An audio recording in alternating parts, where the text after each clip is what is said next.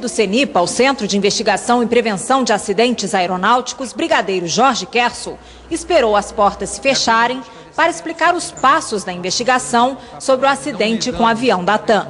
Na sessão secreta, a aeronáutica mostrou 13 gráficos com 60 parâmetros que têm que ser investigados, como altitude, velocidade, relação entre os equipamentos. Segundo os deputados, é precipitado falar só em erro do piloto. E a aeronáutica também trabalha com a possibilidade de defeito no avião. Pode ter sido problema no avião.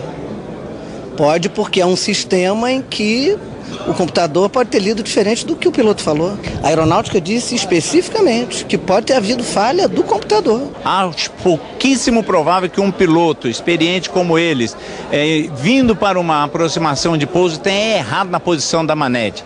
Isso pode ter sido computador ou outras coisas, mas é difícil acreditar que um piloto erraria na posição da manete, uma vez que quando ele vem para pouso, ele vem reduzindo velocidade, jamais acelerando a aeronave. E a maioria concluiu que ainda faltam muitas respostas sobre o que provocou o acidente com o avião da TAM. É um erro imaginar que a CPI possa, com essas informações, apontar o responsável pelo acidente nesse momento. Eu acho que é indício de tudo, que precisa ser investigado uma série de fatores. Não dá para ter nenhuma conclusão ainda a respeito de nada. Qualquer conclusão seria prematura. A CPI da Câmara vai ouvir amanhã o presidente da TAM, Marco Antônio Bolonha, e funcionários da Airbus. Na CPI do Senado serão ouvidos, além do presidente da TAM, o presidente da ANAC, Milton Joanazzi, o presidente da Infraero, José Carlos Pereira, e o chefe da CENIPA, Jorge Kersul. Com base no que foi divulgado na CPI da crise aérea, o Jornal Nacional foi ouvir as opiniões de especialistas em aviação. Eles levantaram algumas hipóteses para tentar explicar por que os pilotos não conseguiram desacelerar o Airbus durante o pouso. De falha humana a defeito no equipamento. As manetes na posição idle, de marcha lenta, são indispensáveis para um pouso seguro. E se o primeiro aviso na cabine não for seguido, outro alerta, mais forte, sonoro e visual, é acionado imediatamente. Mas o Airbus que explodiu num prédio em São Paulo não tinha o dispositivo que dava esse último aviso.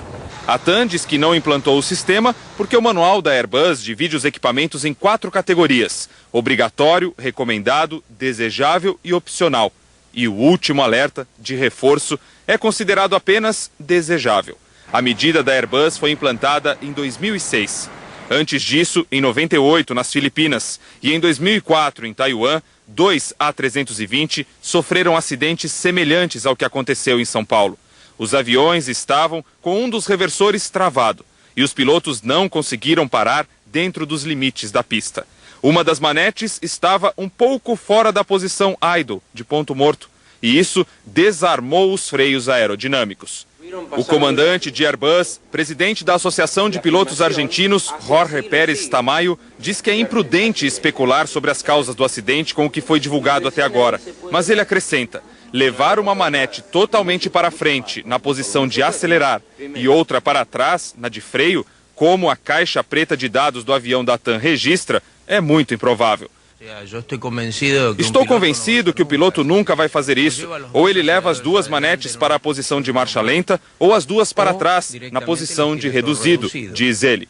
O brigadeiro Jorge Kersul Filho, que comanda as investigações da aeronáutica, já disse ao Jornal Nacional que não é impossível o computador de bordo registrar na caixa preta de dados uma informação errada sobre a posição das manetes. Para ele, tudo é possível, e só o cruzamento de todos os dados vai dizer o que aconteceu. A revisão 29 da MEL, a lista mínima de equipamentos, feita pela Airbus em janeiro deste ano, indica o procedimento que o piloto deve ter ao pousar sem um dos reversores. Antes de tocar o solo, colocar as duas manetes na posição idle, ponto morto. E ao tocar o solo, puxar as duas manetes para trás, na posição reversor. Ao colocar as manetes na posição reversor, a turbina ganha força. E os reversores se abrem, invertendo o fluxo de ar e ajudando a diminuir a velocidade do avião. Só que o Airbus da TAM estava com o reversor direito travado, o que é permitido pelo fabricante.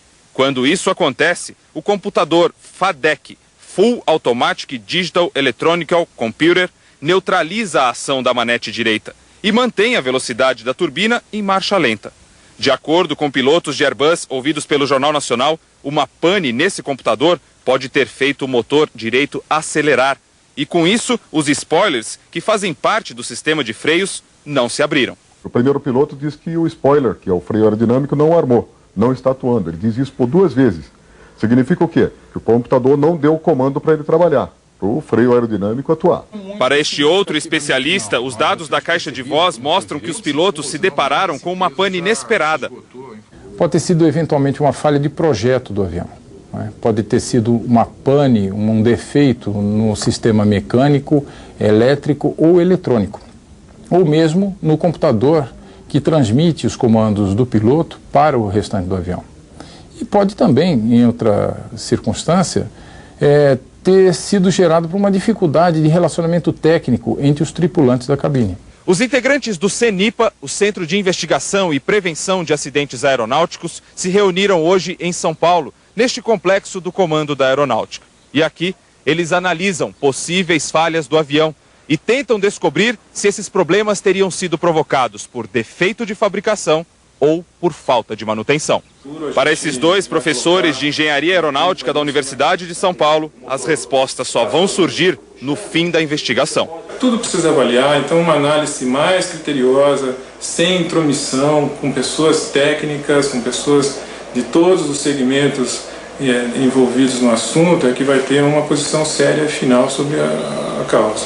Os dados de voz não revelam realmente o que aconteceu. Não dá para culpar o piloto, não dá para culpar a pista e não dá para culpar o avião com esses dados. A gente precisa saber realmente o que aconteceu.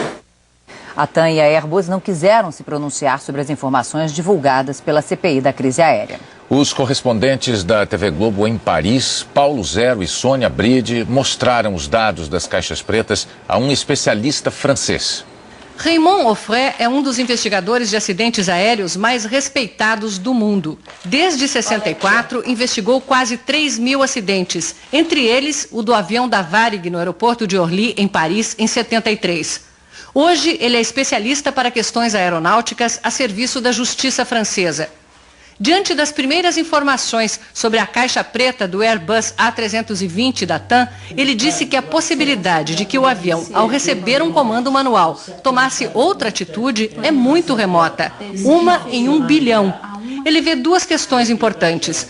Uma de decisão do piloto. Se o spoiler não funcionou numa pista escorregadia, o piloto teria que arremeter, decolar de novo e procurar um aeroporto com pista longa para pousar. Mas a investigação pode esclarecer por que ele não fez isso.